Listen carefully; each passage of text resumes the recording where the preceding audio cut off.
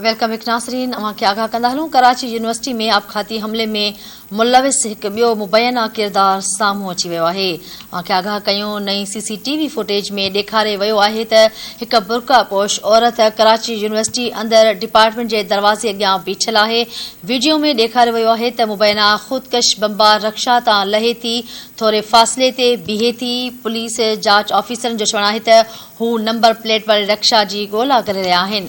Karachi police chief खे मोकिलियल report में चयो वियो आहे त हमलावर पहिरियां ई इंस्टीट्यूट जे दरवाज़े ते पंहिंजे टारगेट किलिंग जो इंतज़ारु करे रहियो हुयो। जीअं ई चीनी उस्तादनि जे वेन दरवाज़े वटि पहुती त औरत पाण खे धमाके सां उॾाए छॾियो।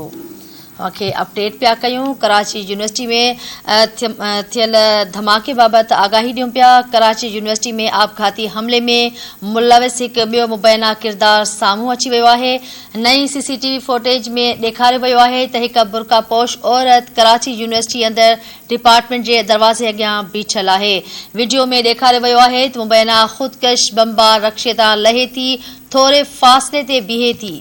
पुलिस जे जांच ऑफिसरनि जो चवणु आहे त हू नंबर प्लेट वारी रक्षा जी ॻोल्हा करे रहिया आहिनि।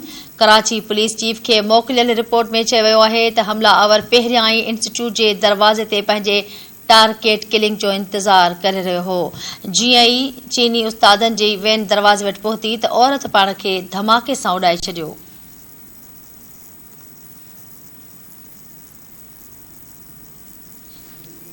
अवांखे आगाह कयूं पिया। यूनिवर्सिटी में आपघाती हमले में मुलविस हिकु ॿियो मुबैना किरदारु साम्हूं अची वियो आहे। नकाबपोश औरत कराची यूनिवर्सिटी अंदरि डिपार्टमेंट जे दरवाज़े अॻियां बीहे थी। चीनी उस्तादनि जी वेन दरवाज़े वटि पहुती त औरत पाण खे धमाके सां उॾाए छॾियो।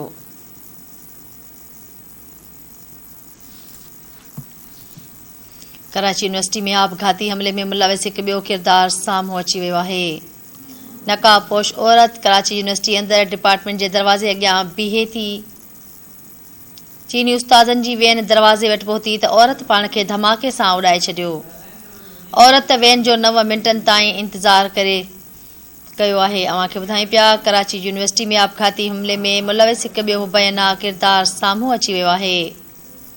नकाबपोश औरत कराची यूनिवर्सिटी अंदर डिपार्टमेंट जे दरवाज़े अॻियां बीहे थी। आगाह कयूं पिया। चीनी उस्तादनि जी वेन दरवाज़े वटि पहुती त औरत पाण खे धमाके सां उॾाए छॾियो। औरत वेन जो 9 मिंटनि ताईं इंतज़ारु कयो। कराची यूनिवर्सिटी में आपघाती हमले में मुलविस हिकु ॿियो मुबैना किरदारु साम्हूं अची वियो आहे। नए CCTV फुटेज में ॾेखारियो वियो आहे त हिकु बुरका पोश औरत कराची यूनिवर्सिटी अंदरि डिपार्टमेंट जे दरवाज़े अॻियां बीठल आहे। वीडियो में ॾेखारियो वियो आहे त मुबैना ख़ुदकश बमबार रिक्शा तां लहे थी, थोरे फ़ासिले ते बीहे थी।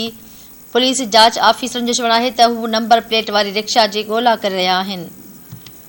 कराची पुलिस चीफ खे मोकिलियल रिपोर्ट में चयो वियो आहे त हमलावर पहिरियां ई इंस्टीट्यूट जे दरवाज़े ते पंहिंजे टारगेट किलिंग जो इंतज़ारु करे रहियो हुयो। जीअं ई चीनी उस्तादनि जी वेन दरवाज़े वटि पहुती त औरत पाण खे धमाके सां उॾाए छॾियो।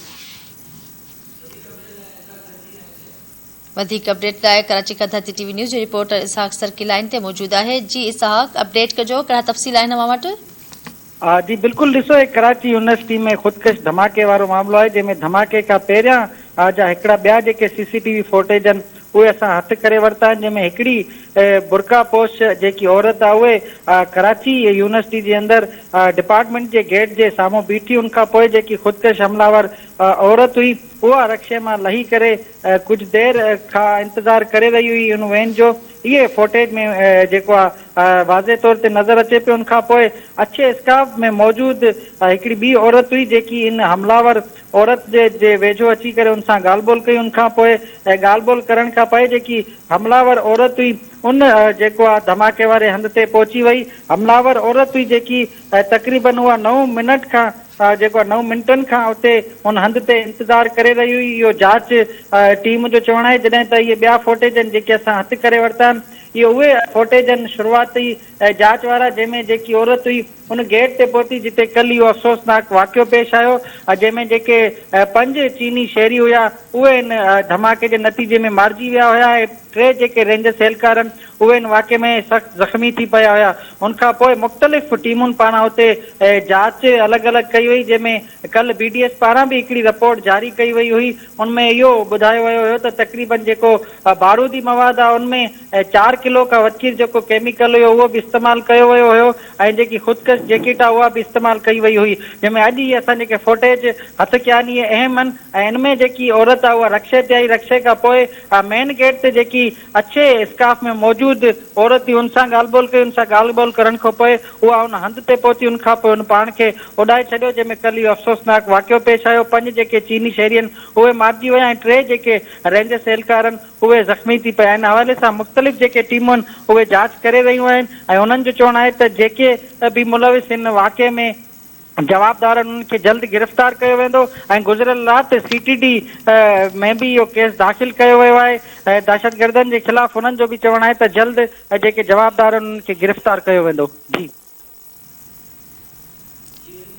ठीकु आहे, वॾी महिरबानी तफ़सीलनि जे लाइ।